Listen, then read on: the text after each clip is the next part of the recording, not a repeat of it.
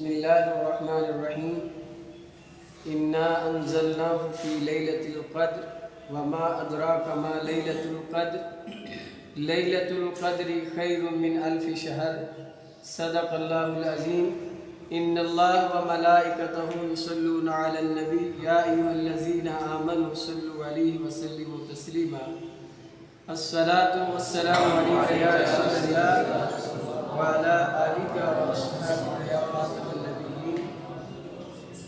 تم دنیا کے دیوان پڑھ کے دیکھو، تم دنیا کے دیوان پڑھ کے دیکھو، پھر رب کا قرآن پڑھ کے دیکھو، آنکھیں بھی ہوں گی روشن، دل بھی بنے گا گلشن، تم صرف سورہ رحمان پڑھ کے دیکھو۔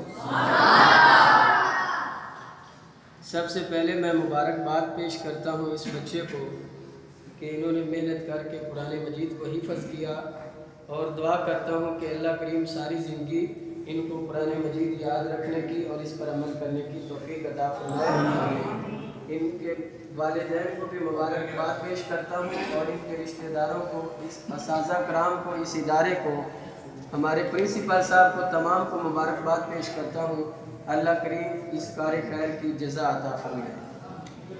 اللہ تعالیٰ نے قرآن مجید میں فرمایا اِنَّا أَنزَلْنَاهُ فِي لَيْلَةِ الْقَدْرِ کہ ہم نے اس قرآن کو قدر والی رات کو نازل کیا۔ اللہ تعالیٰ جس چیز کی قدر خود بیان کر رہا ہے، پھر جو انسان اس قدر والی شے کی قدر کرتا ہے، اللہ تعالیٰ اس بندے کو بھی صاحب قدر بنا دیتا ہے، قدردان بنا دیتا ہے۔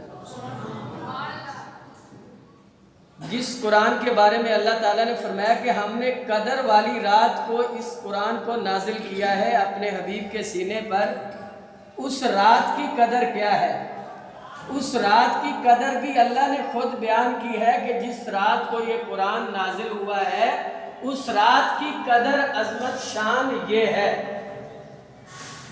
وہ قدر اللہ تعالیٰ نے خود بیان کی ہے۔ اللہ تعالیٰ نے فرمایا لیلۃ القدر خیر من الف شہر، جو قدر والی رات ہے، جس رات کو اللہ نے قرآن کو نازل کیا، اللہ نے فرمایا وہ قدر والی رات عام راتوں کی طرح نہیں ہے، بلکہ 1000 راتوں سے افضل وہ ایک رات ہے جس رات کو اللہ نے قدر والا قرآن نازل کیا ہے۔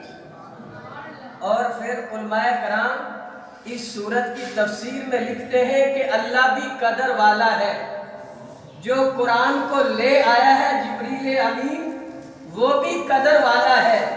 جس نبی کی طرف یہ قرآن آیا ہے، وہ نبی بھی قدر والا ہے۔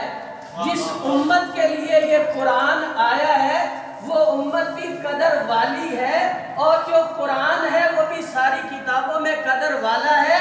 اور علماء فرماتے ہیں جس بچے کے، جس انسان کے سینے میں یہ قرآن سما جاتا ہے، اللہ کی نظر میں، رسول کی نظر میں وہ انسان بھی قدر والا ہو جاتا ہے۔ یعنی قدر والے رب نے قدر والے فرشتے کے ذریعے قدر والے نبی پر قدر والی کتاب قدر والی امت کے لیے نازل فرمائی ہے۔ اور پھر جو انسان اس قرآن کو سینے سے لگا دیتا ہے، علماء فرماتے ہیں اللہ تعالیٰ اس انسان کی بھی قدر لوگوں کی نظروں میں پیدا کر دیتا ہے۔ صرف سورۃ الاخلاص انسان پڑھ دینا تو اللہ کے نبی نے فرمایا سورۃ الاخلاص جو عام بندے کو بھی آتی ہے، جو ہم نماز میں بھی تلاوت کرتے ہیں، اللہ کا نبی فرماتا ہے جب تم ایک دفعہ سورۃ اخلاص پڑھتے ہو، میرا رب تمہیں قرآن کے 10 پاروں کا اجر عطا فرما دیتا ہے۔ اور حضرت ابو ذر غفاری رضی اللہ تعالی عنہ، یہ وہ حضور علیہ السلام کے صحابی ہیں جن کے بارے میں اللہ کے نبی نے فرمایا کہ آسمان کے نیچے اور زمین کے اوپر ان سے سچا انسان کوئی نہیں، یعنی سب سے سچے اگر ہیں تو وہ ابو ذر غفاری رضی اللہ تعالیٰ عنہ ہیں۔ اللہ کے نبی کی خدمت میں بیٹھے ہوئے جبریل امین آئے۔ یہ اس کو تفسیر ضیاء القرآن میں حضور ضیاء الامت نے اس روایت کو بیان کیا ہے سورۃ اخلاص کی تفسیر میں۔ حضرت ابو ذر بیٹھے ہیں تو جبریل امین عرض کرتے ہیں اے اللہ کے نبی یہ ابو ذر ہے۔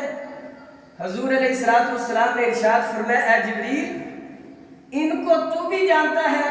جبریل امین عرض کرتے ہیں اللہ بھی یہ زیادہ آسمانوں میں مشہور ہے۔ حضور علیہ السلام نے فرمایا اے جبریل وجہ کیا ہے، یہ کیوں مشہور ہے کہ آسمان کے فرشتے بھی انہیں جانتے ہیں اور جبریل امین گواہی دیتے ہیں کہ اے اللہ کے نبی زمین والوں سے زیادہ آسمان والے انہیں جانتے ہیں ابو ذر کو۔ جب حضور علیہ السلام نے پوچھا کہ اے جبریل وجہ کیا ہے، اب وجہ سنیے۔